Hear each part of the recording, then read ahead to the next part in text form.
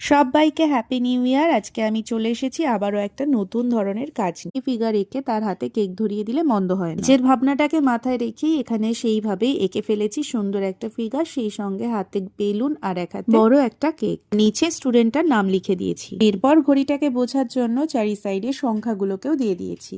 আর ওপরের দিকে মাঝখানে লিখে নিয়েছি হ্যাপি বার্থডে কথাটা। এটাই মোটামুটি কাজটা ছিল, কিন্তু তবুও নিজে যখন কাজটা করতে বসি তখন বুঝতে পারি যতক্ষণ না স্যাটিসফাই হওয়া যায় ততক্ষণ পর্যন্ত কাজটাকে ছাড়া যায় না। তারপর আর কি, শেষ হয়ে যাওয়ার পরেও মনের মধ্যে খচখচ করতে থাকে, এখানটায় বোধহয় আরও একটু পাল্টে দিলে ভালো লাগে।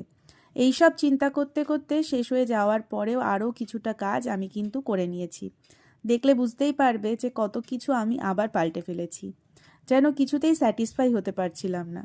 যাই হোক, ফাইনালি কমপ্লিট করে বার্নিশ লাগিয়ে নিলাম, আর এই ছিল ফাইনাল কাজটা। ভিডিওটা দেখে জানিও তোমাদের কেমন লাগলো। এখনকার জন্য টাটা।